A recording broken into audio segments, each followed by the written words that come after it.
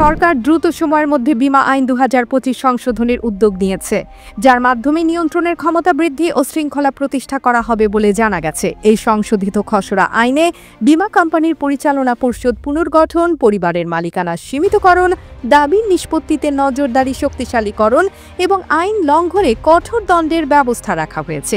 বীমা উন্নয়ন ও নিয়ন্ত্রণ কর্তৃপক্ষ এই উদ্যোগ গ্রহণ করেছে কারণ বর্তমানে ১৫ বছর পুরনো আইনটি বীমা কোম্পানির বিরুদ্ধে কার্যকর ব্যবস্থা গ্রহণ যথেষ্ট কার্যকর নয় বলে মনে করছে কর্তৃপক্ষ।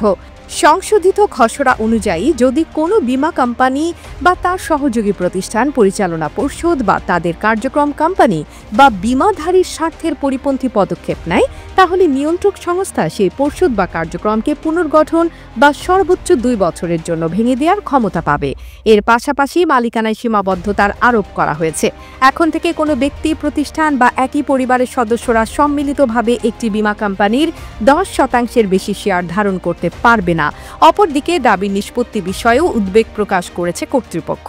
২০২৪ সালে বীমা দাবির নিষ্পত্তির হার ছিল মাত্র ৫৭%, যা দেশের বীমা খাতের জন্য বড় চ্যালেঞ্জ। আন্তর্জাতিক মানের সঙ্গে তাল মিলিয়ে গ্রাহকদের আস্থা অর্জনে ব্যর্থতার কারণে ২০২৪ সালের শেষে দেশের বীমা খাতে প্রিমিয়াম সংগ্রহের প্রবৃদ্ধি গত ৩ বছরের মধ্যে সর্বনিম্ন ৭.৩% নেমে এসেছে। ২০২৩ সালে এই প্রবৃদ্ধি ছিল ৯.১%।